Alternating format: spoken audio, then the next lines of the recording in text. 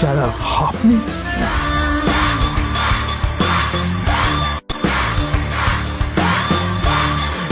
Extremely sorry sir. Sir sir আপনি একটা inform করেননি কেন আমাকে? আপনি আসবেন জানলে তো আমি নিজে রিসিভ করতে আসতাম আপনাকে। ঠিক আছে, আপনি ব্যস্ত হবেন না প্লিজ। জানোইনি কে? নিজের বসকে এভাবে একজন ভিখারিকে হাতে পায়ে ধরতে দেখে গার্ডটিও অবাক হয়ে গেল। আরে sir sorry sir, extremely sorry, আপনি আমার সঙ্গে আসবেন। সরি স্যার, সরি ভুল হয়ে গেছে স্যার। সালাম স্যার। নীল কি তবে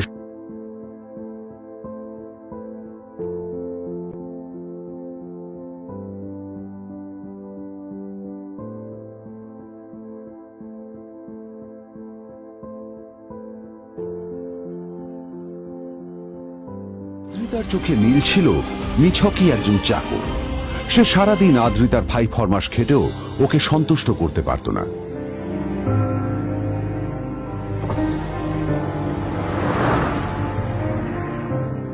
এত কিছুর পরেও কেন একজন ধনী বাবা তার মেয়েকে গরিব ছেলের সাথে বিয়ে দেন?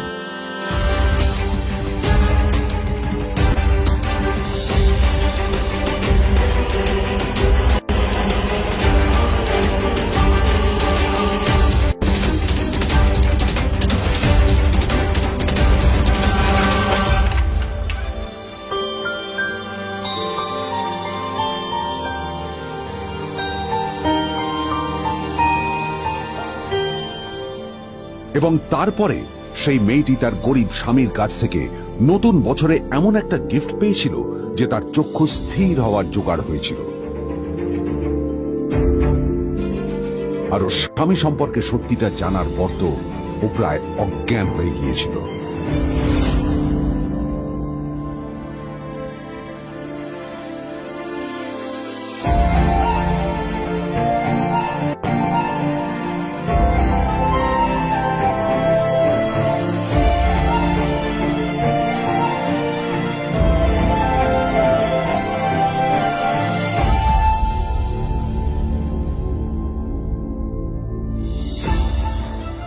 আমার বাবা সবচেয়ে বড় ভুল করেছে তোমার মতো একটা গরিব ছেলের সাথে আমার বিয়ে দিয়ে। আমার সব বন্ধুদের স্বামীরা ওদের কত দামি দামি গিফট দেয়, আর তুমি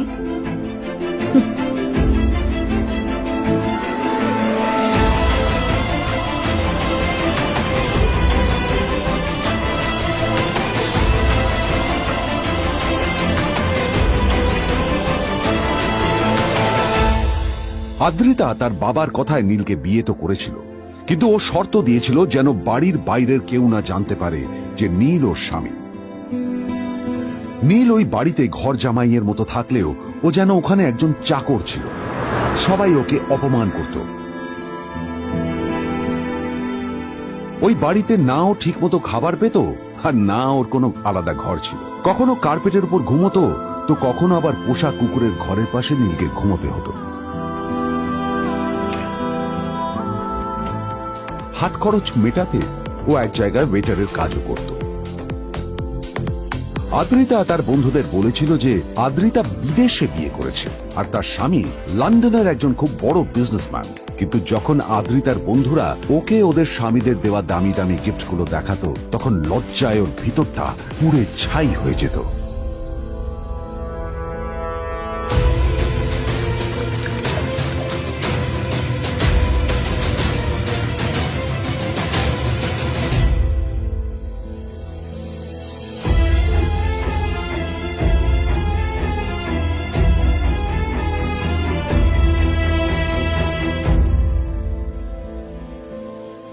এই যে শোনো, নিউ ইয়ারে আমার একটা গিফট চাই তোমার থেকে। আর গিফট যেন দামি হয়, হ্যাঁ মানে খুব দামি, কয়েক লাখ টাকা। ওকে? কয়েক লাখ টাকা? কিন্তু অদ্রিতা, এত টাকা আমি একসাথে কখনো দেখিনি। তোমাকে এত দামি গিফট আমি কি করে দেব? এটা তো তোমার বিয়ে করার আগে ভাবা উচিত ছিল। একজন পুরুষ মানুষ হয়ে নিজের স্ত্রীর এইটুকু ইচ্ছা তুমি পূরণ করতে পারবে না? স্ত্রীর এই কথাগুলো নীলকে আহত করে। নিঃশব্দে ওখান থেকে চলে যায় নীল।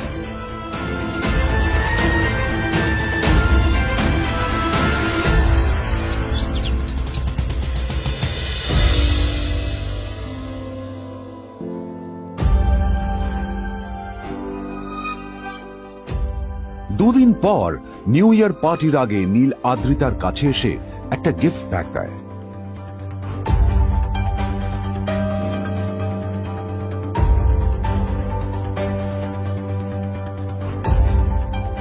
আদ্রিতা মুখ বেজার করে বাক্সটা খুলল, তবে তারপর বাক্সের ভেতরে গিফটটা দেখতেই ও চমকে গেল।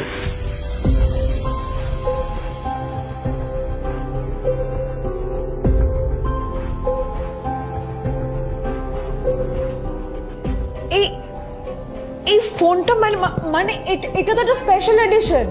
এটার দাম তো 3 কোটি টাকা। তুমি এটা পেলে কোথা থেকে? আসলে আসলে এটা অরিজিনাল নয়।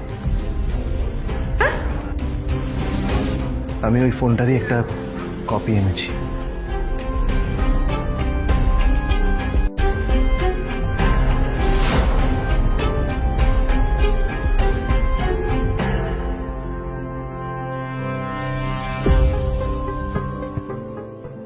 কিন্তু আদ্রিতার নীলের কথা একটু সন্দেহ হয়, কারণ ফোনটা দেখে একেবারেই আসল বলেই মনে হচ্ছিল।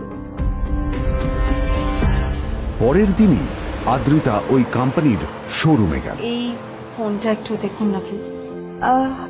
ওয়াও, আচ্ছা ম্যাম, আপনি কি মিস্টার রয় চৌধুরীর বন্ধু? কে মিস্টার রয় চৌধুরী? ও আপনি কি ওই রয় চৌধুরী গ্রুপ অফ ইন্ডাস্ট্রিজ এর মালিকের কথা বলছেন? হ্যাঁ। না না, আমি ওনাকে চিনি না। আমি কেন, আমার মনে হয় কেউই ওনাকে চেনে না। বড় বড় মানুষেরাই ওনা দেখা পান না। আমিও কোনোদিন ওনাকে দেখিনি, কিন্তু সাডেনলি আপনি এই প্রশ্নটা করলেন কেন? অ্যাকচুয়ালি ম্যাম, আপনার হাতের এই ফোনটা আসলে এটা ফোনের স্পেশাল এডিশন। এই কাটিং, এই ডিজাইন, এই লোগো, এটা জাল করা ইজ নেক্সট টু ইম্পসিবল। আর গোটা ভারতে বিক্রি হওয়া এই ফোনের সেকেন্ড পিস এটা, যেটা মিস্টার রয় চৌধুরী কিনেছিলেন। সেতুরে জিজ্ঞেস করছি ম্যাম, আপনি এই ফোনটা কোথা থেকে পেলেন? তবে কি নীলে মিস্টার রয় চৌধুরী, নাকি নীল এই ফোনটা চুরি করেছে? বেকার নীলের কাছে কোটি টাকার ফোন কোথা থেকে এলো? নীলের সত্যিটা তাহলে কি? আর ও যদি সত্যি বড় লোক হয়ে থাকে, তবে ও নিজের শ্বশুর বাড়িতে খরচামাই হয়েই বা থাকে কেন? আদ্রিতা এসব কথাই মনে মনে ভাবছিল, তবে আদ্রিতার বিশ্বাস ছিল যে কোনো না কোনো মতলব করেই নীল এই ফোনটা আদ্রিতার জন্য নিয়ে এসেছিল। কিছুদিন পর আদ্রিতা সেই ফোনটার কথা ভুলে গেল। নীল সকাল সকাল ঘুরতে বেরিয়েছে বাইরে।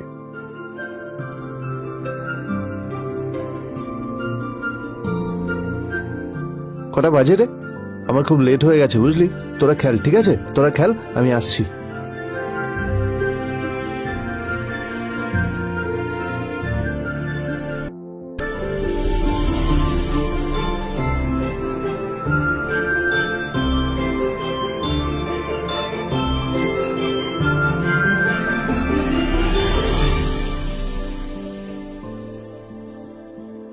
নীল, জল পড়ছে না কেন দেখো না।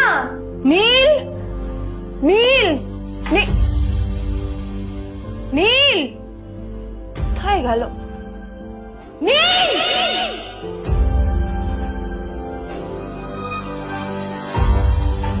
নীল, নীলকে ডাকছে কেন বলতো? ওইদিকে বাড়িতে আদ্রিতা আর চিত্রা আশ্চর্য হয়ে গেল যে নীল হঠাৎ কোথায় উধাও হয়ে গেল। মা তোমাকে কিছু বলে গেছে নীল? হ্যাঁ, কোথায় গেছে ও? না, আমি ওর কোনো খোঁজ খবর রাখি না। আমার একটা কথা মনে হচ্ছে, ওকে না এবার একটু শীতে করতে হবে। একটা কাজে যদি আসতো ছেলেটা, যখনই কোনো কাজের কথা বলি ভ্যানিশ হয়ে যায়। আমি ওকে বলেছিলাম R&B গোল্ডেন ডায়মন্ড থেকে আমার সেটটা নিয়ে আসতে, আনেনি। আনেনি। আজকেও ভালো করে অফিসে নিয়ে যাবো, ভ্যানিশ হয়ে গেল।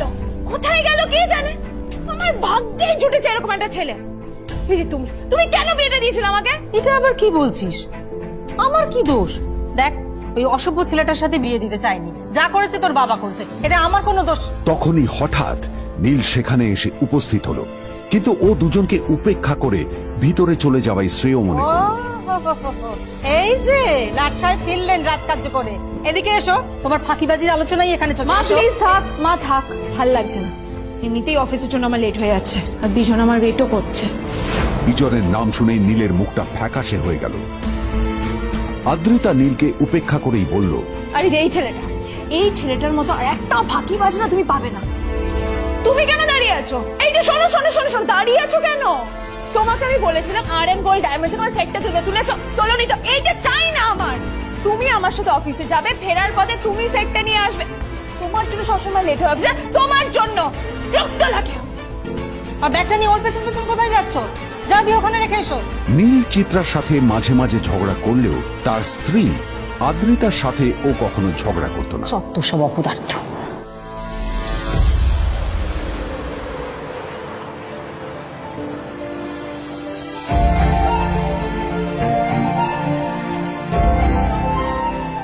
কিছুক্ষণের মধ্যেই তারা আদ্রিতার অফিসে পৌঁছে গেল। আদ্রিতা গাড়ি থেকে নামতে নামতে দেখলো যে তার কাছে অনেকগুলো ফাইল আছে। নীলের দিকে তাকিয়ে ওকেই ফাইলগুলো নিয়ে ভেতরে আসতে বলল। চলো, হাঁ করে দাঁড়িয়ে আছো কেন? ফাইলগুলো নিয়ে ভেতরে এসো।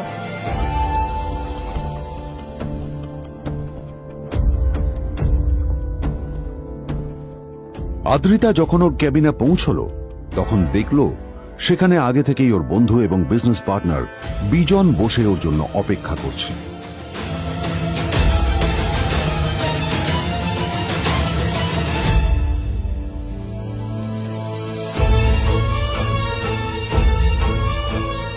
কোথায় ছিলে বলো?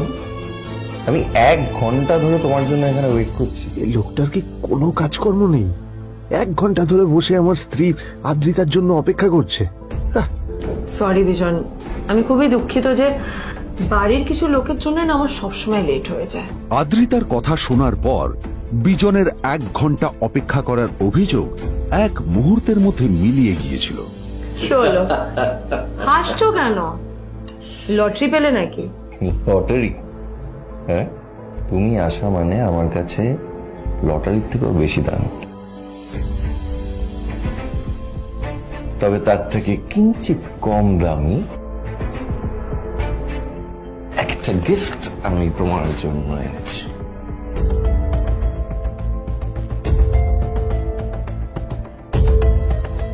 This is a rare diamond necklace for you.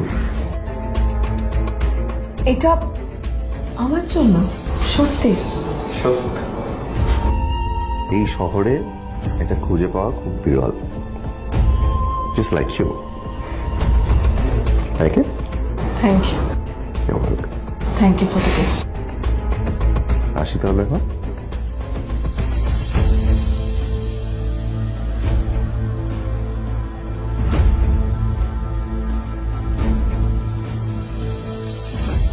Adrita, আমি আজ পর্যন্ত তোমাকে কোনো রকম উপদেশ দিইনি, কিন্তু আজ আমি তোমাকে বলতে বাধ্য হচ্ছি। এই যে এই লোকটা তোমাকে শুধুমাত্র ইমপ্রেস করার জন্য একটা নকল সস্তার হীরের গয়না দিয়ে গেছে। এরকম একটা লোকের সাথে তোমার মেশা উচিত না। ভবিষ্যতে কিন্তু তুমি বিপদে পড়বে।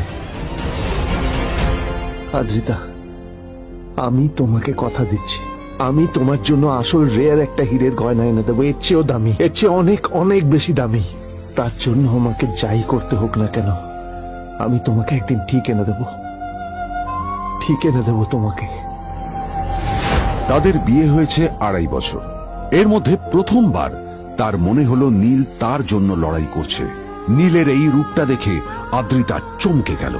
আজ প্রথমবারের মতো আদ্রিতার মনে প্রশ্ন এলো, নীলকে নিজের থেকে দূরে সরিয়ে রেখে আমি কি কোনো ভুল করছি? না না, এটা আমি কি ভাবছি? বিজন আমার বিজনেস পার্টনার, ও আমাদের মেইন ইনভেস্টর।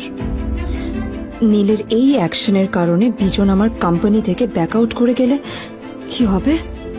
না না না না না, নীলের জন্য আমি আমার এত বছরের পরিশ্রমকে জলে দিতে পারি না। আমার নীলকে নয়, আমার বিজনকে প্রয়োজন। এইসব ভাবতে ভাবতে আদ্রিতার নীলের ওপর রাগ হতে শুরু করে। আদ্রিতার রাগ তখন চরমে উঠে যায়। আজ প্রথমবার নীল আদ্রিতার সাথে খারাপ ব্যবহার করেছে। How dare you!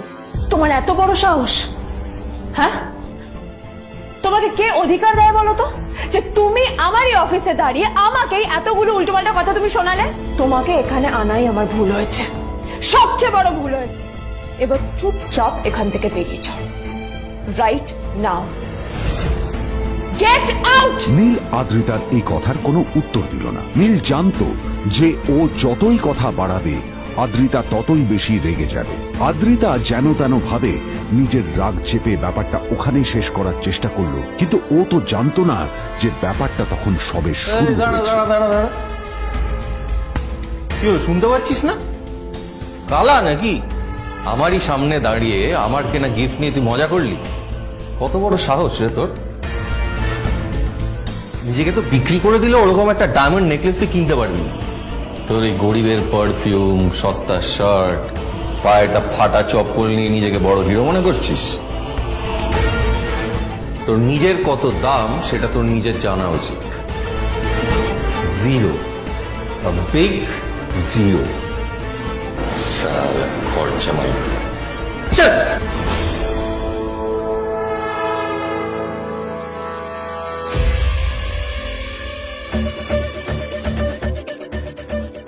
নীল তখনও ঝামেলা করার মেজাজ ছিল না, কিন্তু যখন কেউ অন্যের নীরবতা সুযোগ নিতে শুরু করে তখন কথা বলাটা প্রয়োজন।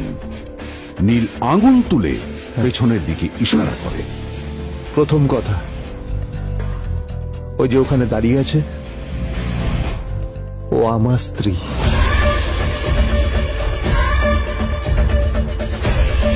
তাই আমার স্ত্রীকে তোমার নেকলেস দেওয়ার কোনো অধিকার নেই। ওকে যদি নেকলেস দিতে হয় তাহলে আমি দেব। তাই এসব ফ্রডগিরি বন্ধ করো। আর দ্বিতীয় কথা, যার পকেটে পয়সা নেই ঝনঝন আওয়াজ করা তার মানায় না।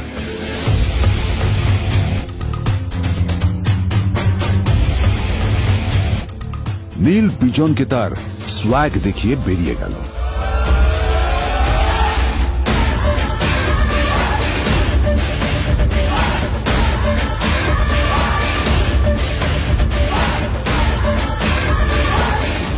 আদ্রিতার রাগে গজগজ করছিল। ওর জ্বলন্ত চোখের সামনে শুধু নীলের মুখটা ভেসে উঠছিল।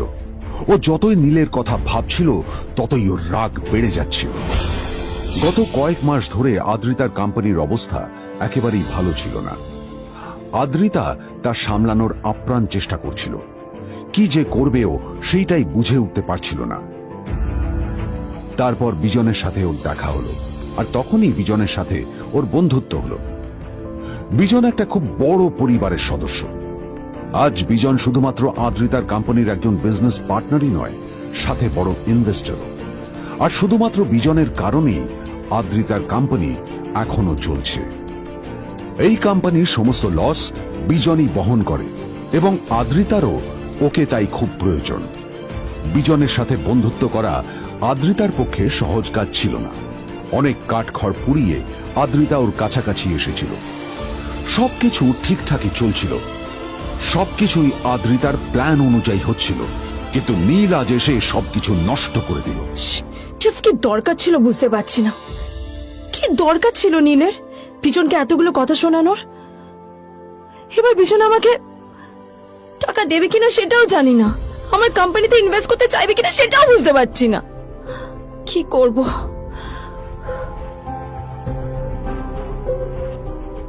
এখন আদ্রিতা ওকে কিভাবে বোঝাবে?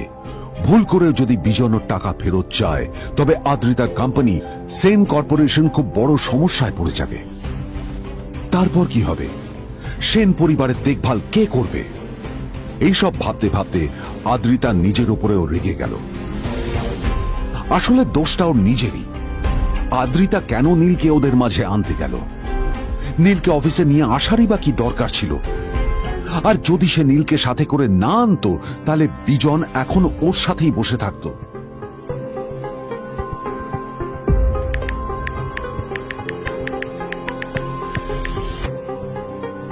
প্যামেলা, আমি মিটিংয়ে বেরোবো, আমার চেঞ্জটা একটু নিয়ে এসো প্লিজ। Thank you. আর অন্যদিকে সেন কর্পোরেশনের অফিস থেকে বেরিয়ে নীলের খুব ফুরফুরে লাগছিল। তখনই হঠাৎ ওর ফোনটা বেজে উঠল। ফোনটা ছিল মিস্টার রায় চৌধুরী। তিনি ছিলেন শহরের সব থেকে বড় বিজনেসম্যান। হ্যাঁ মিস্টার রায়চৌধুরী, আমি আপনাকেই ফোন করতে যাচ্ছিলাম। আমি একজন বিশেষ লোককে লোকের সাথে তোমার একটা মিটিং ফিক্স করেছি। ওর অ্যাড্রেস আমি তোমাকে টেক্সট করে দিয়েছি। আমি চাই তুমি ওই লোকটার সাথে মিট করো। ঠিক আছে, আমি যে কোনো কারোর সাথে দেখা করতে পারি, কিন্তু তার জন্য আপনাকে আমার দুটো শর্ত মানতে হবে। প্রথমটা, আমার জন্য একটা রেয়ার হীরের নেকলেস আপনাকে জোগাড় করে আনতে হবে। আর দ্বিতীয়টা, আমি আপনাকে টেক্সট করছি, এটাও কিন্তু একই রকম জরুরি। এই দুটো কাজ আপনাকে যত তাড়াতাড়ি সম্ভব করে ফেলতে হবে আমার জন্য, ঠিক আছে? তোমার অ্যাকাউন্টে কিছু টাকা পাঠিয়েছি, কিছু জামা কাপড় কেন, যাতে তুমি ভদ্র সমাজে আসার যোগ্য হও, আর তোমাকে আমি স্বামীর পরিচয় দিতে লজ্জা না পাই। তোমার কারণে আমার পরিবার লজ্জা পাবে, আমি সেটা চাই না। যখনই দেখি তখনই তুমি ভিখিরির মতো ছেঁড়া ফাটা জামা কাপড় পরে থাকো। আসলে আদ্রিতার বাড়িতে আজ ফ্যামিলি ডিনার পার্টি ছিল, আর শেষবার নীলের জন্য ওকে অনেক ঝামেলা পোহাতে হয়েছিল। মেসেজ পড়ে নীল ফোনটা নিজের পকেটে রেখে রাস্তার ধারে গিয়ে একটা ট্যাক্সি থামানোর জন্য হাত বাড়িয়ে দিল। নীল ট্যাক্সি ধরে গোল্ডেন সিটি অ্যাভিনিউর দিকে বেরিয়ে পড়ল। গোল্ডেন সিটি অ্যাভিনিউ শুধু কলকাতারই নয়, এটা ছিল সারা পশ্চিমবঙ্গের সবচেয়ে বিলাসবহুল সোসাইটিগুলোর মধ্যে একটা। আসলে এই সেই জায়গা যেখানে মিস্টার রায়চৌধুরী আজ তার জন্য গোপন মিটিং ফিক্স করেছিলেন। কিন্তু নীল কার সাথে দেখা করতে যাচ্ছে এ সম্পর্কে ওর কোনো ধারণাই ছিল না। যখন নীল সেখানে পৌঁছলো, পুলভিলার বাগানে বসে থাকা লোকটিকে দেখে রাগে নীলের রক্ত ফুটতে শুরু করলো। নীল ওখানে না দাঁড়িয়ে বেরিয়ে গেল। তখনই হঠাৎ একটা মেসেজ এলো। আসলে আজ আদ্রিতার ফ্যামিলি গ্যাদারিং এ যাওয়ার আগে নীলকে ওর হাই স্কুলের রিইউনিয়নেও যেতে হতো। গ্র্যাজুয়েশনের পর এত বছরে এই প্রথম নীল তার কোন কলেজ বা স্কুলের রিইউনিয়নে যাচ্ছে। এতগুলো বছরে নীল তার কোনো বন্ধুর সাথেই দেখা করেনি। নীলের তার পুরনো সহপাঠীদের কথা মনে পড়তে লাগলো, যাদের সাথে ও স্কুলে মজা করত। আজ আবার ওদের সকলের সাথে নীলের দেখা হবে।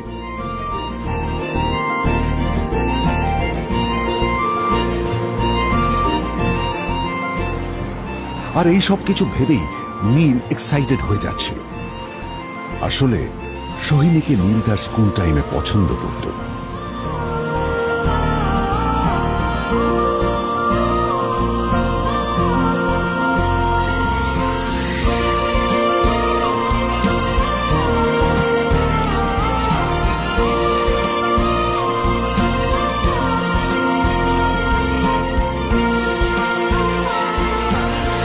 অন্যদিকে সেম কর্পোরেশনে ইনভেস্টরদের সঙ্গে আদ্রিতার মিটিং একেবারেই ভালো যায়নি। তাকে দেখে বেশ গম্ভীর মনে হচ্ছিল।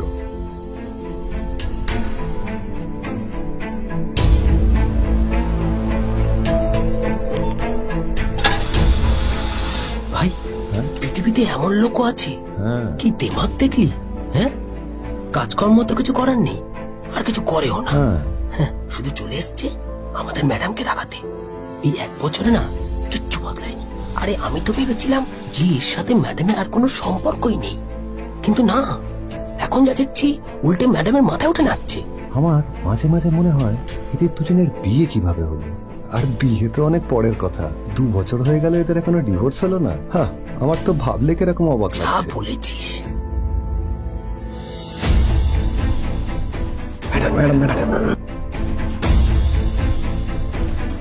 অফিসে চলতে থাকা এইসব কথা শুনে আদ্রিতার আরো রাগ হলো। আদ্রিতা ক্যাবিনে যাওয়ার পরে রাগকে নিয়ন্ত্রণ করা ওর পক্ষে আরো কঠিন হয়ে গেল। ও তখন বুঝতেই পারছিল না যে ওর রাগ কিভাবে নিয়ন্ত্রণ করবে। আদ্রিতা এটাও ভাবছিল যে নীলের জন্য ওকে আর কত অপমানিত হতে হবে। এসব ভাবতে ভাবতেই আদ্রিতার চোখ গেল ওর বাবার ছবিটার দিকে।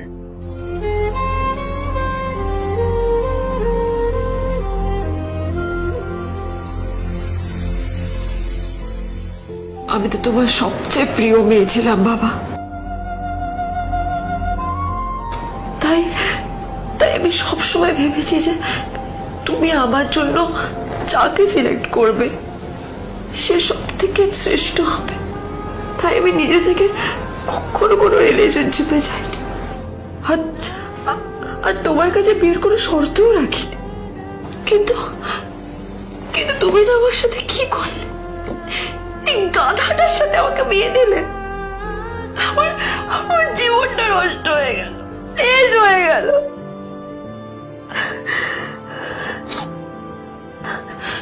আমি যদি একটু জানতাম যে ও ও কিছু করে না, ঘর চাপাই হয়ে থাকবে, এসব কাজকর্ম করে, তাহলে কোনোদিনই বিয়েতে রাজি হতাম না বাবা, কোনোদিন না, কোনোদিন।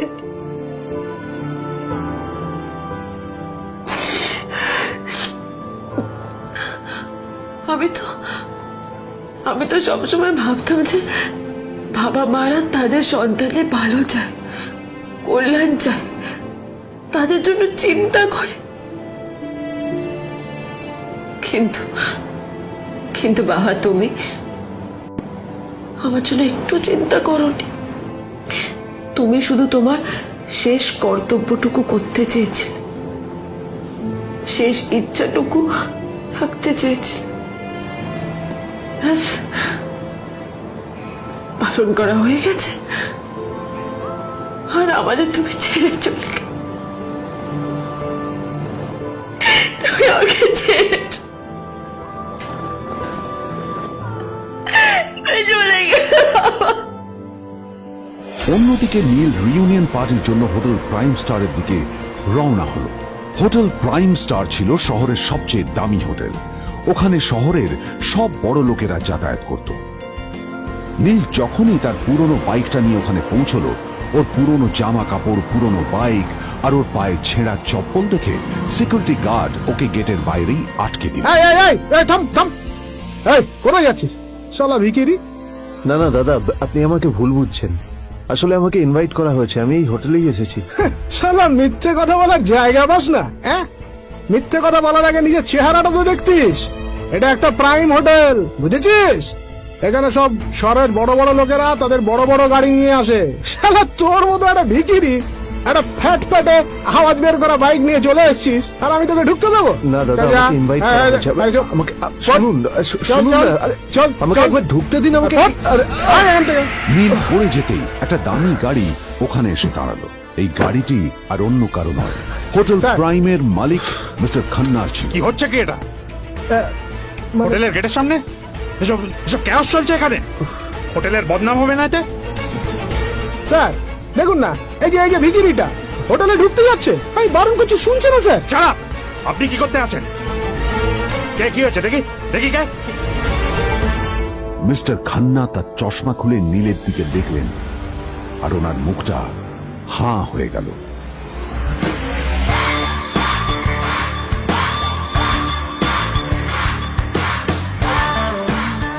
নীল স্যার, আপনি?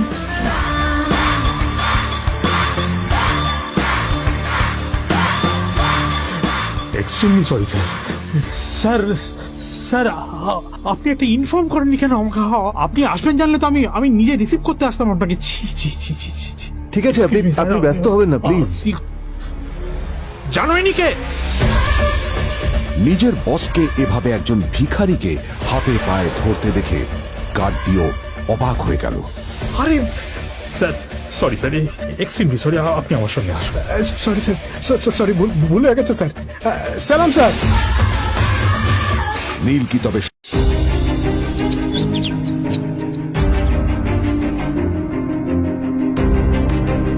পর্ব 1, ঘর জামাই। শেষ পর্যন্ত কিনা একটা পেন। উফ, সত্যি জিজু, তুমি পারো বটে। অট্ট হাসিতে ফেটে পড়ল অর্পিতা। নীলের স্ত্রী আদ্রিতার কাকাতো বোন সে। অর্পিতার তালে তাল মিলিয়ে নীলের শাশুড়ি চিত্রাও বলে উঠল, এতগুলো লোক উপহার পাঠিয়েছে, কিন্তু তোমার মতো ভিখিরি মার্কা গিফট আর অন্য কেউ দেয়নি। নিজের স্ত্রীকে ভালোবেসে একটা উপহার দিলে যে এতগুলো কথা শুনতে হতে পারে, সেটা ঠিক ভাবতে পারেনি নীল। পরপর বাক্যবাণে জর্জরিত হয়ে নীল কিছু একটা বলতে যাচ্ছিল, কিন্তু নীলকে থামিয়ে ঝংকার দিয়ে উঠল আদ্রিতা। আমি তোমার আতলামি মার্কা কথা শুনতে চাই না। একটা ঠিকঠাক গিফট কিনে দেওয়ার মুরদ নেই, আবার বড় বড় কথা। লুজার একটা। আদ্রিতা সেন সম্প্রতি একটি বিদেশি কোম্পানির সাথে ডিল ক্র্যাক করেছে। সেই সূত্রেই বাড়িতে আজ উপহারের বন্যা বইছে। এমন সময় একটা বড় বাক্স হাতে এগিয়ে এলো বাড়ির একজন কাজের লোক। দিদিমণি, এই উপহারটা বিজন দাদাবাবু পাঠিয়েছেন। বিজনের নামটা শুনেই আদ্রিতার যেমন মুখে হাসি ফুটে উঠল, তেমনি নীলের চোখে ফুটে উঠল রাগ। আদ্রিতার ইনভেস্টর কাম ফ্রেন্ড বিজনকে দু চোখে দেখতে পারে না নীল। আদ্রিতা খুশি মনে বাক্সটা খুলতেই দেখতে পেল একটা লাল পার্টি গাউন, সঙ্গে একটা ছোট্ট চিরকুট। কনগ্রাচুলেশনস আদ্রিতা, আজ সন্ধ্যায় এটা পরেই তুমি ডিল সাইন করবে, তারপর আমার সাথে ডিনারে যাবে। এই সবকিছুই বিজন করছে শুধুমাত্র তোমার সুযোগ নেওয়ার জন্য। ও ভালো লোক নয়। আদ্রিতাকে সাবধান করে বলে উঠল নীল, কিন্তু ওর সাবধানতার ফল হলো উল্টো। তেলে বেগুনে জ্বলে উঠল সবাই। নিজের পকেট গড়ের মাঠ, এদিকে অন্যের গিফট দেখে হিংসেতে জ্বলে যাচ্ছে। ব্যঙ্গ করে বলল চিত্রা। হঠাৎ নীলকে চ্যালেঞ্জ ছুড়ে দিল আদ্রিতা। ঠিক আছে, আমি তোমাকে একটা সুযোগ দিচ্ছি। এই ড্রেসটার দাম 50,000 টাকা। আজ সন্ধে 7টার আগে এমন একটা ড্রেস কিনে দাও, আমি তোমার ড্রেস পরে ডিল সাইন করব। বিজনের সঙ্গে ডিনারেও যাব না। পারবে? এইবার আর চুপ করে থাকতে পারল না নীল। নিজের দাম্পত্যকে বাঁচাতে সে মরিয়া হয়ে বলে উঠল, পারবো। শুধু দোহাই তোমাকে, ওই বিজনের সঙ্গে ডিনারে যেও না। কথাটা যেন মনে থাকে। কাজটা করতে না পারলে কিন্তু তোমাকে ঘুঁটের মালা পরাবো। চিত্রাও নিজের রাগ উগরে দিল নীলের প্রতি। এটি সেন পরিবার, শহরের অন্যতম ধনী একান্নবর্তী পরিবার। তবে এই পরিবারকে সুখী পরিবারের অপবাদ পরম নিন্দুকেও দেবে না। এই বাড়িতে রোজ সকালে তুচ্ছ কারণে অশান্তি বেঁধে যায়, আর প্রত্যেক অশান্তির দায় শেষ পর্যন্ত নীলের ঘাড়ে গিয়ে পড়ে।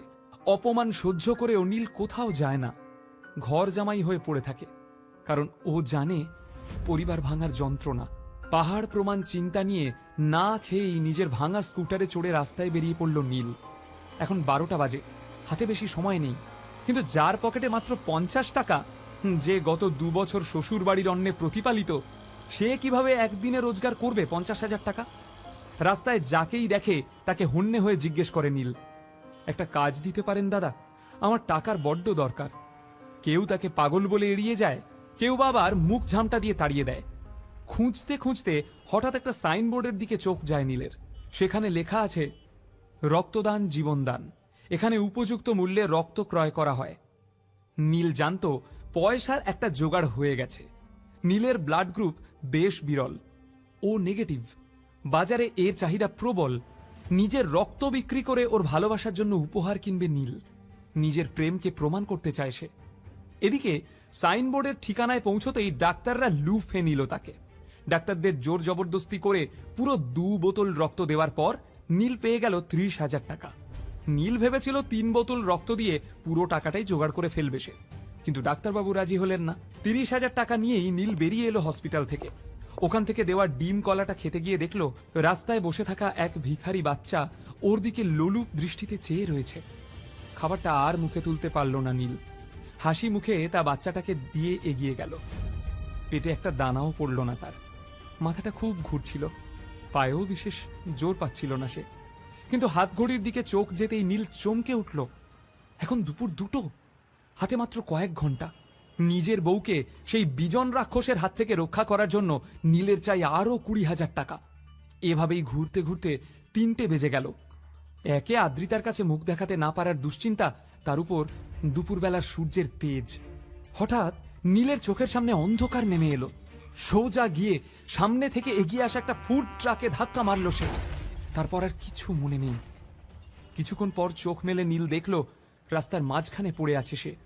চারপাশে অনেক লোক। ফুড ট্রাকের মালিক কমলবাবুর রাগত গলায় বলে চলেছে, কি সব উটকো লোক এসে পড়ে।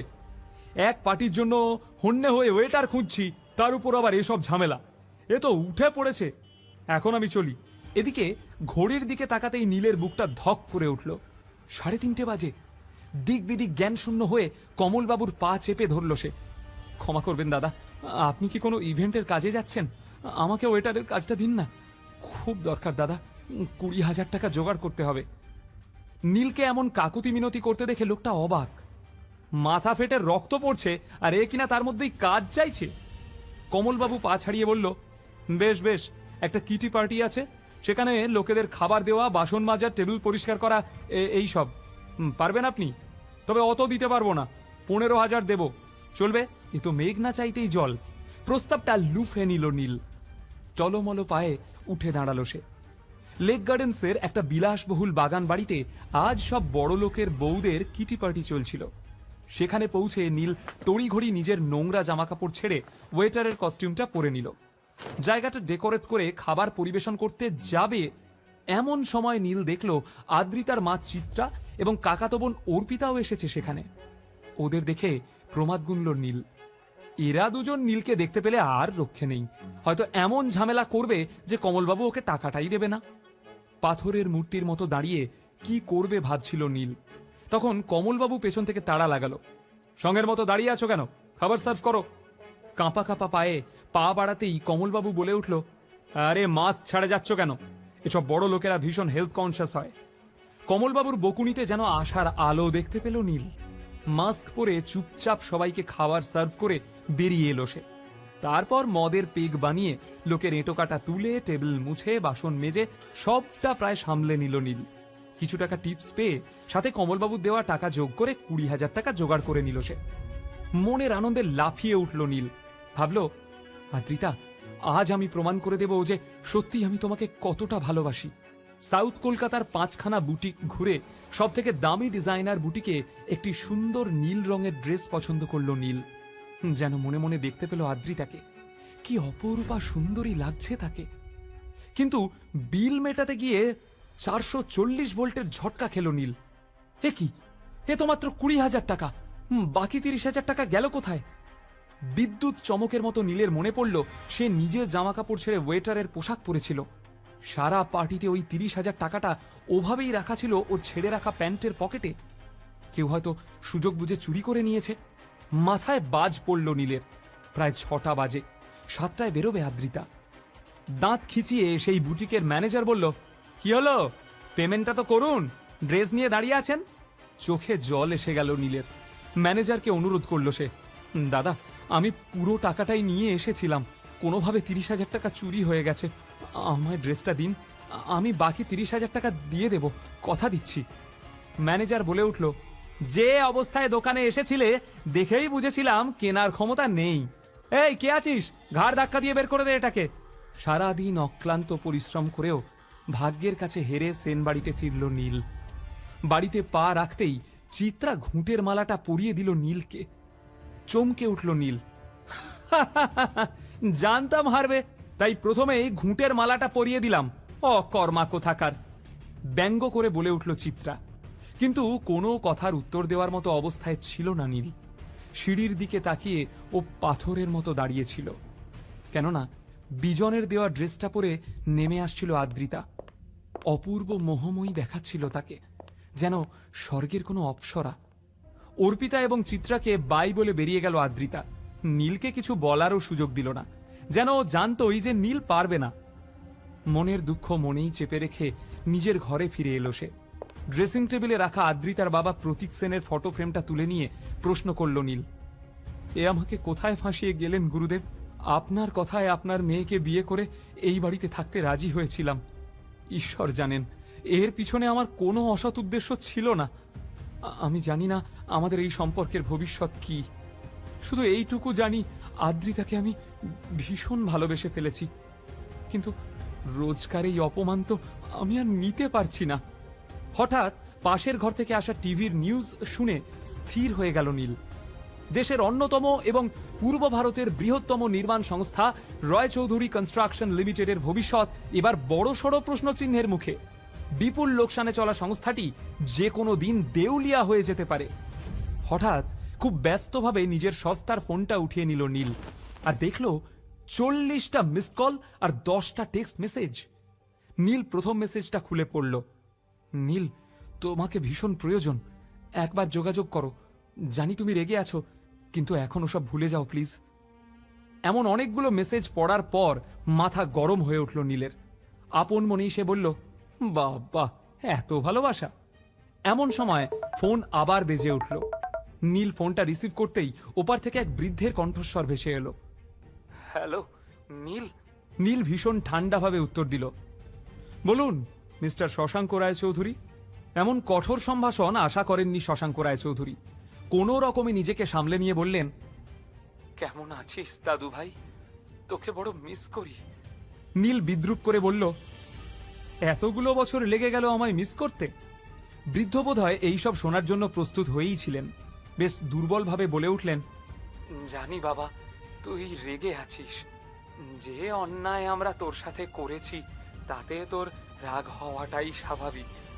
নীলের থেকে কোনো উত্তর না পেয়ে শশাঙ্কবাবু বলে চললেন, কিন্তু বিশ্বাস কর, এতগুলো বছরে একটা দিনও তোর কথা না ভেবে আমি কাটাতে পারিনি। নীল বিদ্রুপের সুরে বলল, খবরে শুনলাম রয় চৌধুরী গ্রুপ অফ ইন্ডাস্ট্রিজ ডুবতে চলেছে, তাই আমায় মনে পড়ল তো। শশাঙ্কবাবু এড়িয়ে গিয়ে বেশ দুর্বল গলায় বললেন, তোর কি ধারণা আমি এতদিন পরে বিজনেস ম্যাটার ডিসকাস করতে তোকে ফোন করেছি? না রে পাগল, আমি তো শুধু তোর গলাটা একবার শুনবো বলে।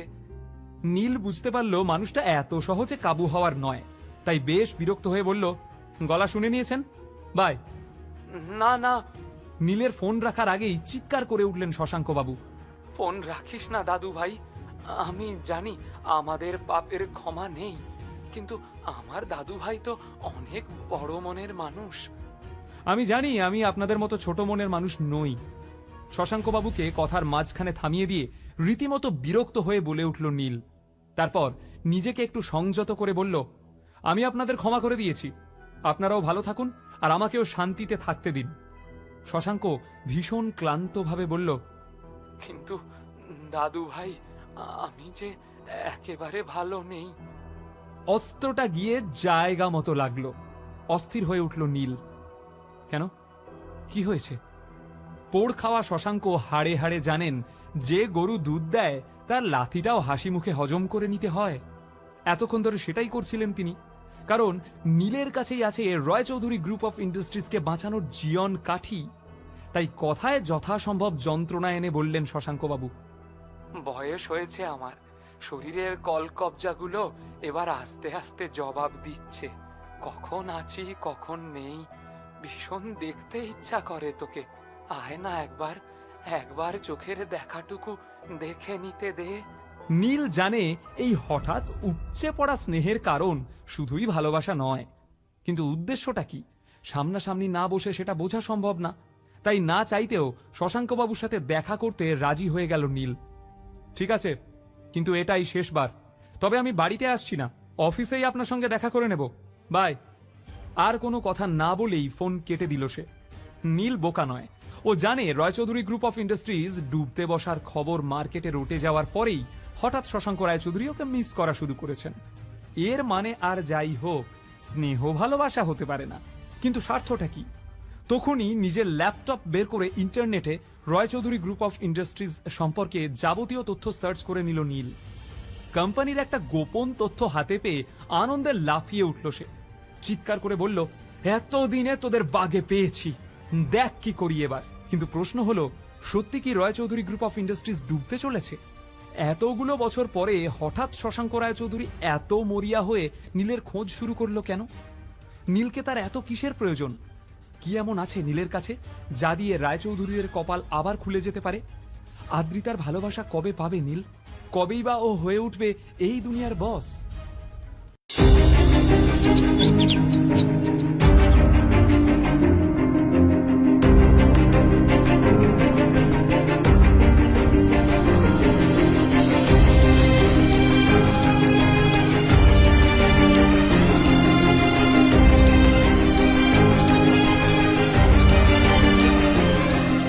আদ্রিতার চোখে নীল ছিল নিছকই একজন চাকর। সে সারাদিন আদ্রিতার ভাই ফরমাস খেটেও ওকে সন্তুষ্ট করতে পারত না।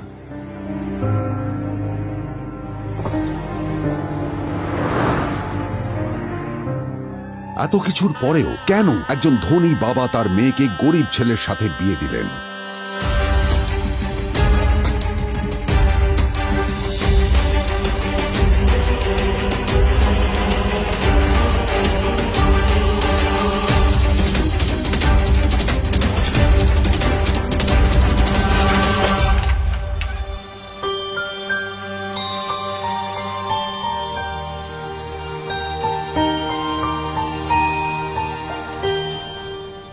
এবং তারপরে সেই মেয়েটি তার গরিব স্বামীর কাছ থেকে নতুন বছরে এমন একটা গিফট পেয়েছিল যে তার চক্ষু স্থির হওয়ার জোগাড় হয়েছিল। আর ওর স্বামী সম্পর্কে সত্যিটা জানার পর তো ও প্রায় অজ্ঞান হয়ে গিয়েছিল।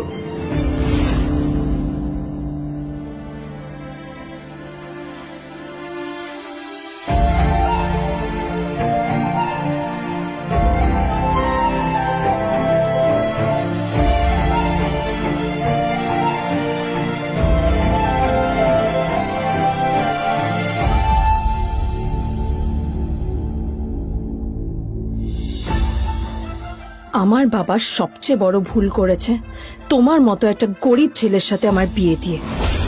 আমার সব বন্ধুদের স্বামীরা ওদের কত দামি দামি গিফট দেয়, আর তুমি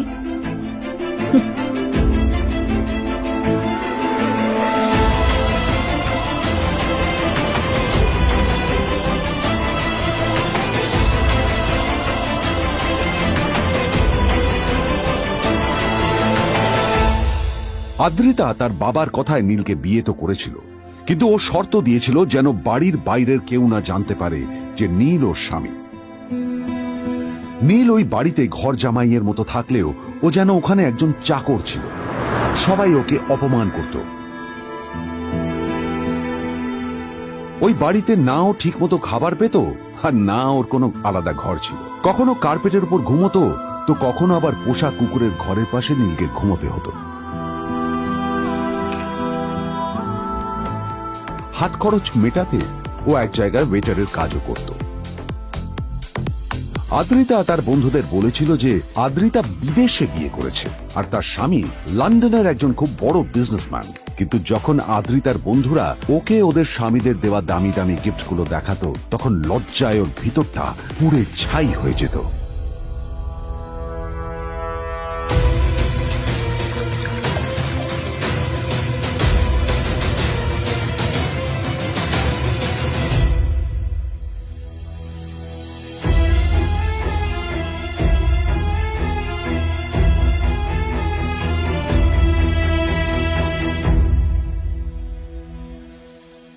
এই যে শোনো, নিউ ইয়ারে আমার একটা গিফট চাই তোমার থেকে।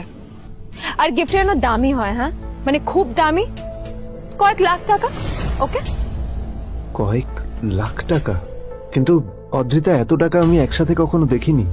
তোমাকে এত দামি গিফট আমি কি করে দেব? এটা তো তোমার বিয়ে করার আগে ভাবা উচিত ছিল। একজন পুরুষ মানুষ হয়ে নিজের স্ত্রীর এইটুকু ইচ্ছা তুমি পূরণ করতে পারবে না? স্ত্রীর এই কথাগুলো নীলকে আহত করে। নিঃশব্দে ওখান থেকে চলে যায় নীল।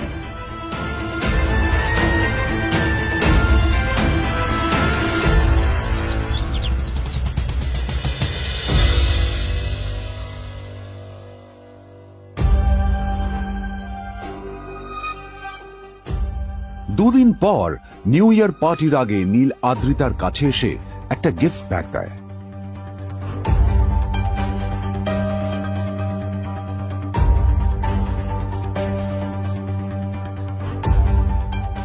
আদ্রিতা মুখ বেজার করে বাক্সটা খুলল, তবে তারপর বাক্সের ভেতরে গিফটটা দেখতেই ও চমকে গেল।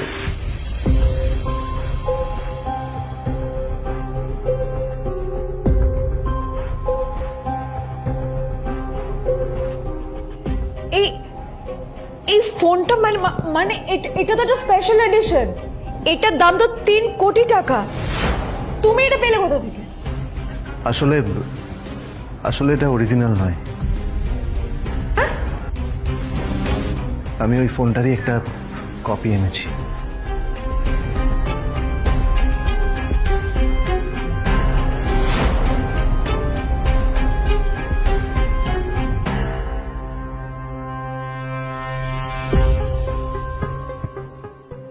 কিন্তু আদ্রিতার নীলের কথা একটু সন্দেহ হয়, কারণ ফোনটা দেখে একেবারেই আসল বলেই মনে হচ্ছিল।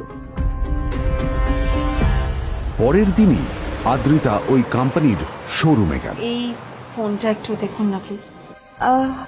ওয়াও, আচ্ছা ম্যাম, আপনি কি মিস্টার রয় চৌধুরীর বন্ধু?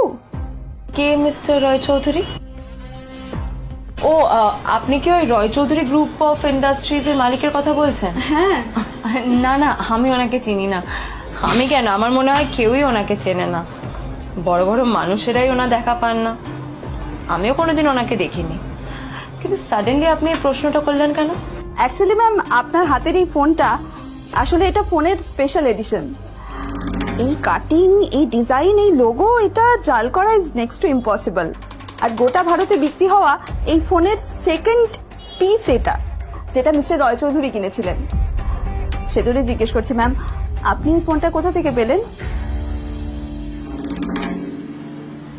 তবে কি নীলই মিস্টার রয় চৌধুরী, নাকি নীল এই ফোনটা চুরি করেছে? বেকার নীলের কাছেই কোটি টাকার ফোন কোথা থেকে এলো? নীলের সত্যিটা তাহলে কি? আর ও যদি সত্যি বড় লোক হয়ে থাকে, তবে ওর নিজের শ্বশুর বাড়িতে খরচামাই ওই বা থাকে কেন? আদ্রিতা এসব কথাই মনে মনে ভাবছিল। তবে আদ্রিতার বিশ্বাস ছিল যে কোনো না কোনো মতলব করেই নীল এই ফোনটা আদ্রিতার জন্য নিয়ে এসেছিল। কিছুদিন পর আদ্রিতা সেই ফোনটার কথা ভুলে গেল। নীল সকাল সকাল ঘুরতে বেরিয়েছে বাইরে।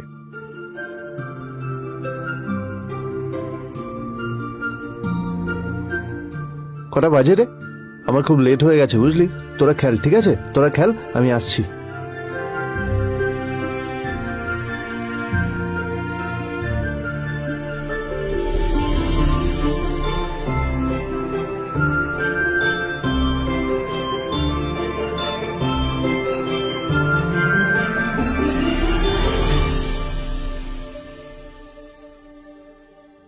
নীল, জল পড়ছে না কেন? দেখো না।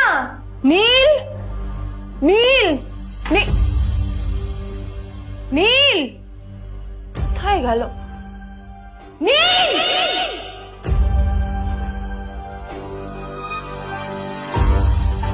নীল, নীলকে ডাকছে কেন বলতো? ওইদিকে বাড়িতে আদ্রিতা আর চিত্রা আশ্চর্য হয়ে গেল যে নীল হঠাৎ কোথায় উধাও হয়ে গেল। মা তোমাকে কিছু বলে গেছে নীল? হ্যাঁ, কোথায় গেছে ও?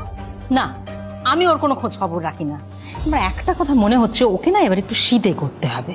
একটা কাজে যদি আসতো ছেলেটা, যখনই কোনো কাজের কথা বলি ভ্যানিশ হয়ে যায়। আমি ওকে বলেছিলাম আর&বি গোল্ড এন্ড ডায়মন্ডস থেকে আমার সেটটা নিয়ে আসতে, আনেনি। আনেনি। আজকেও ভালো করে অফিসে নিয়ে যাবো, ভ্যানিশ হয়ে গেল। কোথায় গেল কে জানে? আমার ভাগ্যেই জুটেছে এরকম একটা ছেলে। দিদি, তুমি তুমি কেন বিয়েটা দিয়েছিলে আমাকে? এটা আবার কি বলছিস? আমার কি দোষ? দেখ, ওই অসভ্য ছেলেটার সাথে বিয়ে দিতে চাইনি। যা করেছে তোর বাবা করেছে, এটা আমার কোনো দোষ। তখনই হঠাৎ নীল সেখানে এসে উপস্থিত হলো, কিন্তু ও দুজনকে উপেক্ষা করে ভিতরে চলে যাওয়াই শ্রেয় মনে করল। এই যে লাট সাহেব ফিরলেন রাজকার্য করে। এদিকে এসো, তোমার ফাঁকিবাজির আলোচনাই এখানে চলছে। মা এসো। প্লিজ থাক, মা থাক, ভাল লাগছে না। এমনিতেই অফিসের জন্য আমার লেট হয়ে যাচ্ছে, আর বিজন আমার ওয়েটও করছে। বিজনের নাম শুনেই নীলের মুখটা ফ্যাকাশে হয়ে গেল। আদ্রিতা নীলকে উপেক্ষা করেই বলল, আরে যে এই ছেলেটার মতো আর একটা ফাঁকিবাজ না তুমি পাবে না। তুমি কেন দাঁড়িয়ে আছো? এই যে শোনো শোনো শোনো শোনো, দাঁড়িয়ে আছো কেন? তোমাকে আমি বলেছিলাম আর&গোল্ড ডায়মন্ডস থেকে সেটটা তুলেছো, তোলোনি তো। এইটা চাই না আমার। তুমি আমার সাথে অফিসে যাবে, ফেরার পথে তুমি সেটটা নিয়ে আসবে। তোমার জন্য সবসময় লেট হয়ে অফিসে, তোমার জন্য বিরক্ত লাগে। আর ব্যাগটা নিয়ে ওর পেছন পেছন কোথায় যাচ্ছ? যা দিয়ে ওখানে রেখে এসো। নীল চিত্রার সাথে মাঝে মাঝে ঝগড়া করলেও তার স্ত্রী আদ্রিতার সাথে ও কখনো ঝগড়া করত না। সত্য সব অপদার্থ।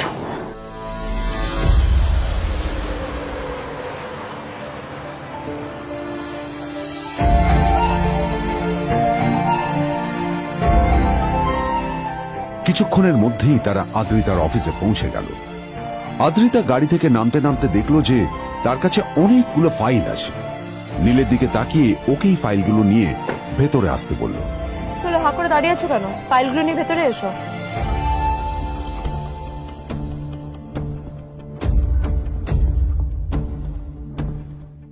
আদ্রিতা যখন ওর ক্যাবিনে পৌঁছলো, তখন দেখলো সেখানে আগে থেকেই ওর বন্ধু এবং বিজনেস পার্টনার বিজন বসে ওর জন্য অপেক্ষা করছে।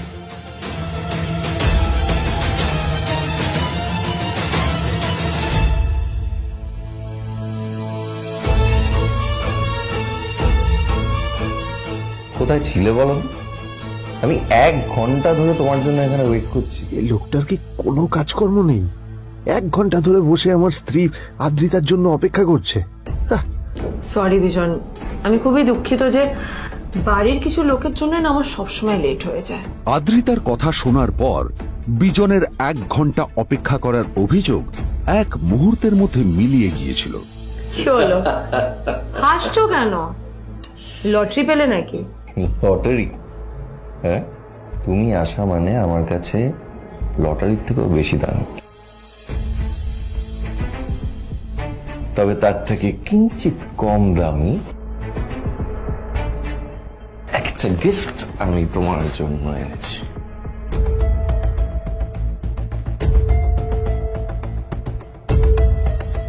This is a rare diamond necklace for you.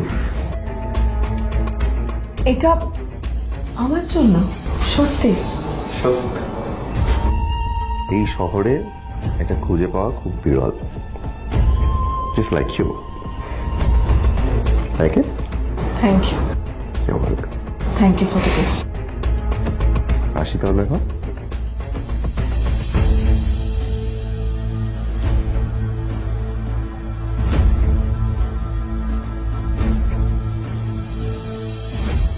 Adrita, আমি আজ পর্যন্ত তোমাকে কোনো রকম উপদেশ দিইনি, কিন্তু আজ আমি তোমাকে বলতে বাধ্য হচ্ছি।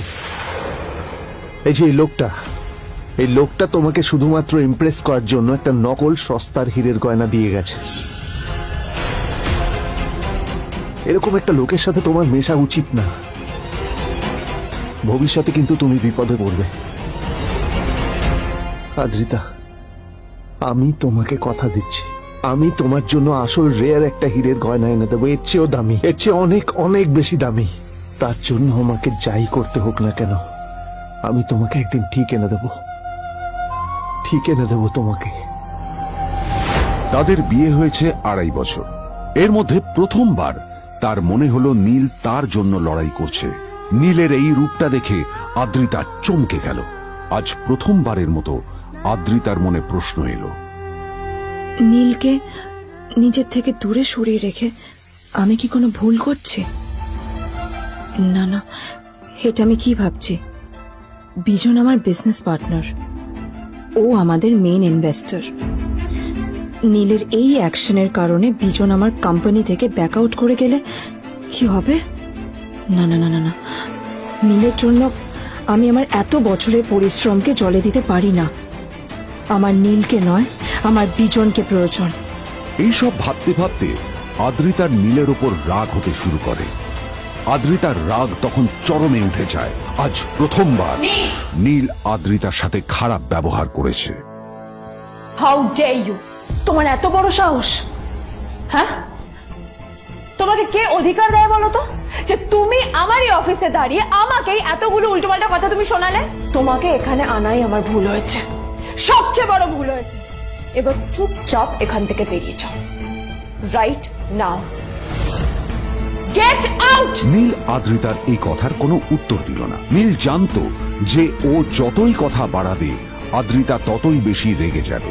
আদ্রিতা যেন তেন ভাবে নিজের রাগ চেপে ব্যাপারটা ওখানেই শেষ করার চেষ্টা করলো, কিন্তু ও তো জানতো না যে ব্যাপারটা তখন সবে শুরু হয়েছে। কি হলো, শুনতে পাচ্ছিস না? কালা নাকি? আমারই সামনে দাঁড়িয়ে আমার কেনা গিফট নিয়ে তুই মজা করলি? কত বড় সাহস রে তোর! নিজেকে তো বিক্রি করে দিলে ওরকম একটা ডায়মন্ড নেকলেস তুই কিনতে পারবি না। তোর এই গরিবের পারফিউম, সস্তা শার্ট, পায়ে একটা ফাটা চপ্পল নিয়ে নিজেকে বড় হিরো মনে করছিস? তোর নিজের কত দাম সেটা তোর নিজের জানা উচিত। Zero, big zero. সালা খরচা মাই। চল।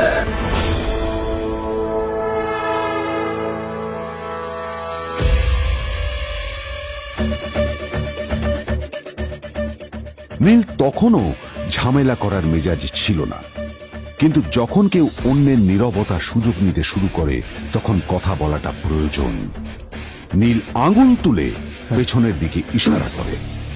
প্রথম কথা, ওই যে ওখানে দাঁড়িয়ে আছে আমার স্ত্রী।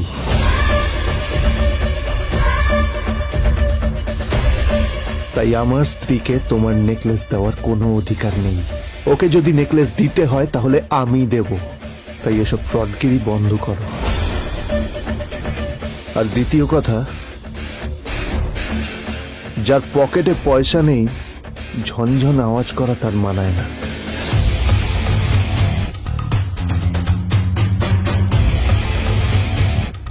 নীল বিজনকে তার সোয়াগ দেখিয়ে বেরিয়ে গেল।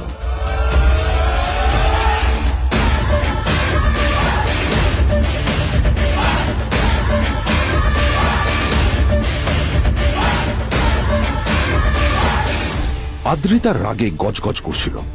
ওর জ্বলন্ত চোখের সামনে শুধু নীলের মুখটা ভেসে উঠছিল। ও যতই নীলের কথা ভাবছিল ততই ওর রাগ বেড়ে যাচ্ছিল। গত কয়েক মাস ধরে আদ্রিতার কোম্পানির অবস্থা একেবারেই ভালো ছিল না। আদ্রিতা তা সামলানোর আপ্রাণ চেষ্টা করছিল। কি যে করবেও সেইটাই বুঝে উঠতে পারছিল না। তারপর বিজনের সাথে ওর দেখা হলো, আর তখনই বিজনের সাথে ওর বন্ধুত্ব হলো। বিজন একটা খুব বড় পরিবারের সদস্য। আজ বিজন শুধুমাত্র আদ্রিতার কোম্পানির একজন বিজনেস পার্টনারই নয়, সাথে বড় ইনভেস্টরও। আর শুধুমাত্র বিজনের কারণেই আদ্রিতার কোম্পানি এখনো চলছে। এই কোম্পানির সমস্ত লস বিজনই বহন করে এবং আদ্রিতারও ওকে তাই খুব প্রয়োজন। বিজনের সাথে বন্ধুত্ব করা আদ্রিতার পক্ষে সহজ কাজ ছিল না। অনেক কাঠখড় পুড়িয়ে আদ্রিতা ওর কাছাকাছি এসেছিল। সবকিছু ঠিকঠাকই চলছিল, সবকিছুই আদ্রিতার প্ল্যান অনুযায়ী হচ্ছিল, কিন্তু নীল আজ এসে সবকিছু নষ্ট করে দিল। জাস্ট কি দরকার ছিল বুঝতে পারছি না। কি দরকার ছিল নীলের বিজনকে এতগুলো কথা শোনানোর? এবার বিজন আমাকে টাকা দেবে কিনা সেটাও জানি না। আমার কোম্পানিতে ইনভেস্ট করতে চাইবে কিনা সেটাও বুঝতে পারছি না। কি করব?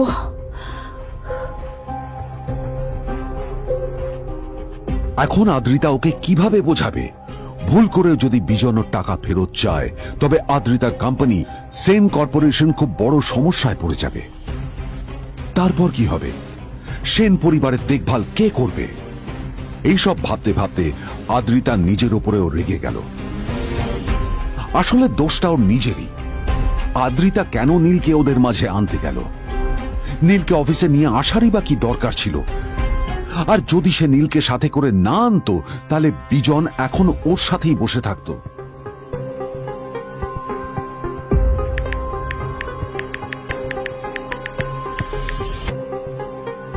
প্যামেলা, আমি মিটিংয়ে বেরোবো, আমার চেঞ্জটা একটু নিয়ে এসো প্লিজ। Thank you. আর অন্যদিকে সেন কর্পোরেশনের অফিস থেকে বেরিয়ে নীলের খুব ফুরফুরে লাগছিল। তখনই হঠাৎ ওর ফোনটা বেজে উঠল। ফোনটা ছিল মিস্টার রায় চৌধুরীর। তিনি ছিলেন শহরের সব থেকে বড় বিজনেসম্যান। হ্যাঁ মিস্টার রায় চৌধুরী, আমি আপনাকেই ফোন করতে যাচ্ছিলাম। আমি একজন বিশেষ লোকের সাথে তোমার একটা মিটিং ফিক্স করেছি। ওর অ্যাড্রেস আমি তোমাকে টেক্সট করে দিয়েছি। আমি চাই তুমি ওই লোকটার সাথে মিট করো। ঠিক আছে, আমি যে কোনো কারোর সাথে দেখা করতে পারি, কিন্তু তার জন্য আপনাকে আমার দুটো শর্ত মানতে হবে। প্রথমটা, আমার জন্য একটা রেয়ার হীরের নেকলেস আপনাকে জোগাড় করে আনতে হবে। আর দ্বিতীয়টা, আমি আপনাকে টেক্সট করছি, এটাও কিন্তু একই রকম জরুরি। এই দুটো কাজ আপনাকে যত তাড়াতাড়ি সম্ভব করে ফেলতে হবে আমার জন্য, ঠিক আছে? তোমার অ্যাকাউন্টে কিছু টাকা পাঠিয়েছি। কিছু জামা কাপড় কেনো, যাতে তুমি ভদ্র সমাজে আসার যোগ্য হও, আর তোমাকে আমি স্বামীর পরিচয় দিতে লজ্জা না পাই। তোমার কারণে আমার পরিবার লজ্জা পাবে, আমি সেটা চাই না। যখনই দেখি তখনই তুমি ভিখিরির মতো ছেঁড়া ফাটা জামা কাপড় পরে থাকো। আসলে আদ্রিতার বাড়িতে আজ ফ্যামিলি ডিনার পার্টি ছিল, আর শেষবার নীলের জন্য ওকে অনেক ঝামেলা পোহাতে হয়েছিল। মেসেজ পড়ে নীল ফোনটা নিজের পকেটে রেখে রাস্তার ধারে গিয়ে একটা ট্যাক্সি থামানোর জন্য হাত বাড়িয়ে দিল। নীল ট্যাক্সি ধরে গোল্ডেন সিটি অ্যাভিনিউর দিকে বেরিয়ে পড়ল। গোল্ডেন সিটি অ্যাভিনিউ শুধু কলকাতারই নয়, এটা ছিল সারা পশ্চিমবঙ্গের সবচেয়ে বিলাসবহুল সোসাইটিগুলোর মধ্যে একটা। আসলে এই সেই জায়গা যেখানে মিস্টার রায় চৌধুরী আজ তার জন্য গোপন মিটিং ফিক্স করেছিলেন। কিন্তু নীল কার সাথে দেখা করতে যাচ্ছে এ সম্পর্কে ওর কোনো ধারণাই ছিল না। যখন নীল সেখানে পৌঁছলো, পুলভিলার বাগানে বসে থাকা লোকটিকে দেখে রাগে নীলের রক্ত ফুটতে শুরু করলো। নীল ওখানে না দাঁড়িয়ে বেরিয়ে গেল। তখনই হঠাৎ একটা মেসেজ এলো। আসলে আজ আদ্রিতার ফ্যামিলি গ্যাদারিং এ যাওয়ার আগে নীলকে ওর হাই স্কুলের রিইউনিয়নেও যেতে হতো। গ্র্যাজুয়েশনের পর এত বছরে এই প্রথম নীল তার কোন কলেজ বা স্কুলের রিইউনিয়নে যাচ্ছে। এতগুলো বছরে নীল তার কোনো বন্ধুর সাথেই দেখা করেনি। নীলের তার পুরনো সহপাঠীদের কথা মনে পড়তে লাগলো, যাদের সাথে ও স্কুলে মজা করত। আজ আবার ওদের সকলের সাথে নীলের দেখা হবে।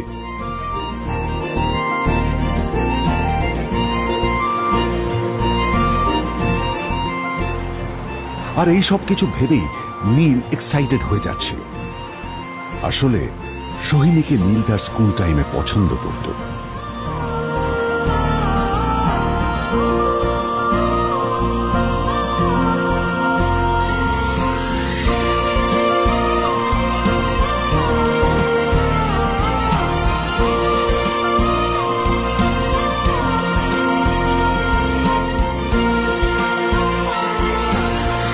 অন্যদিকে সেম কর্পোরেশনে ইনভেস্টরদের সঙ্গে আদ্রিতার মিটিং একেবারেই ভালো যায়নি। তাকে দেখে বেশ গম্ভীর মনে হচ্ছিল।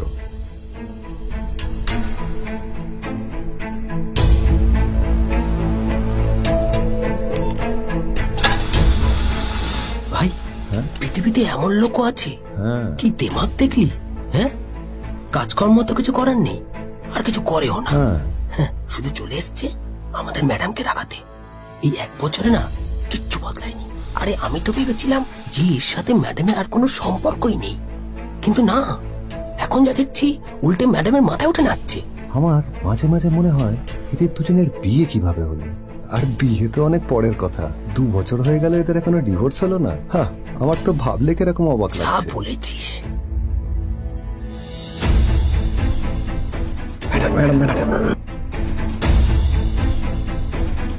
অফিসে চলতে থাকা এইসব কথা শুনে আদ্রিতার আরো রাগ হলো।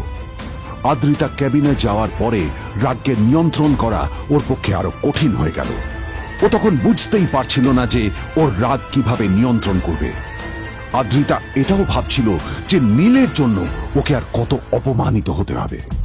এসব ভাবতে ভাবতেই আদ্রিতার চোখ গেল ওর বাবার ছবিটার দিকে।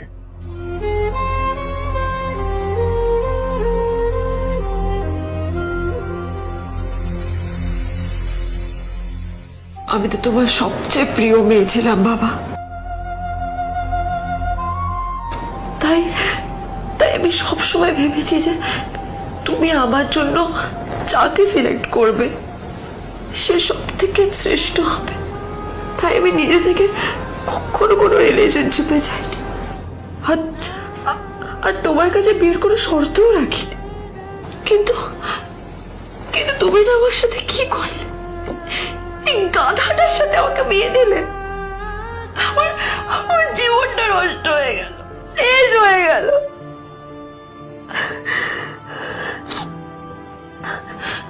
আমি যদি একটু জানতাম যে ও কিছু করে না, ঘর চাপাই হয়ে থাকবে, এইসব কাজকর্ম করে, তাহলে আমি কোনোদিনই বিয়েতে রাজি হতাম না বাবা, কোনোদিন না, কোনোদিন।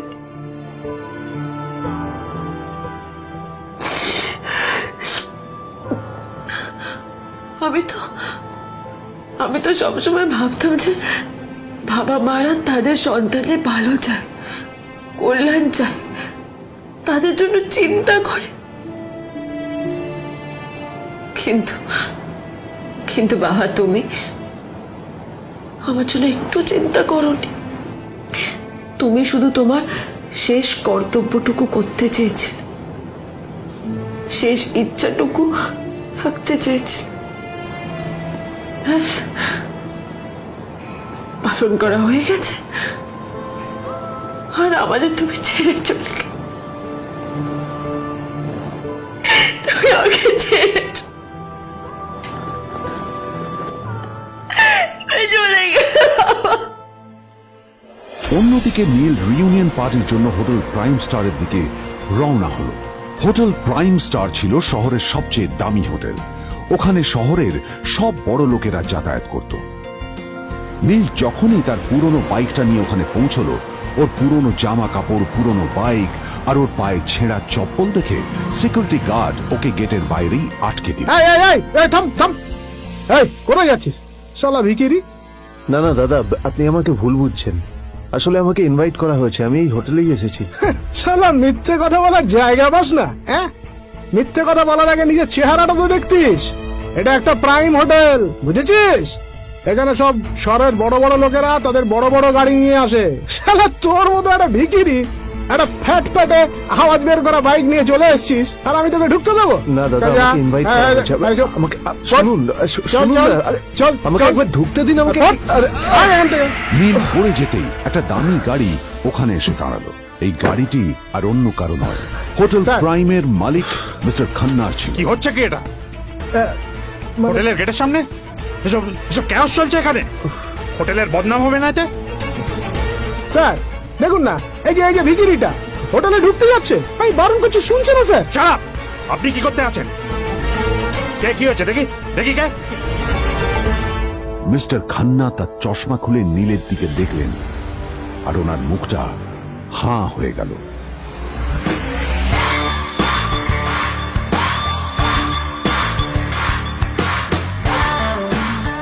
নীল স্যার, আপনি?